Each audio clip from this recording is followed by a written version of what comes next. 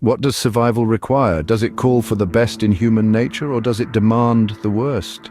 These questions may seem philosophical, but for some they were and are a stark reality.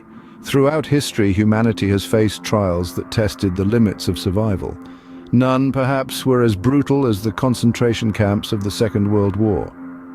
We often hear about the monstrous capos, chosen by the SS for their brutality.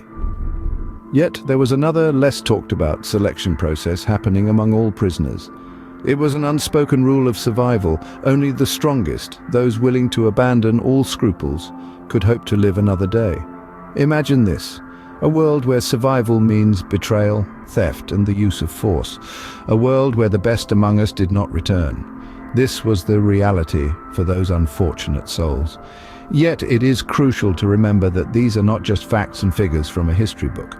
For some, they are lived experiences. Understanding these experiences, particularly from the perspective of the survivors, is a daunting but necessary task.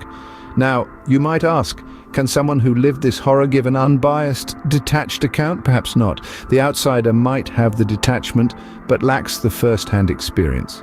The insider has the experience, but might lack the objectivity. It's a conundrum, but it's one we must navigate. In presenting these experiences, sometimes it becomes necessary to share intimate, personal stories. It's not an act of exhibitionism, but an attempt to bring forth the truth in its rawest form.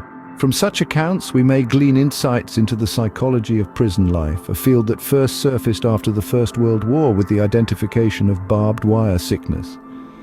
The Second World War added to this understanding, introducing us to the psychopathology of the masses, a phrase borrowed and modified from Le Bon's work.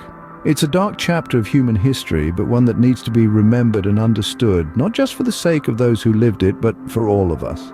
For at the end of the day, it's not just about survival, it's about understanding what it means to be human in the best and worst of times.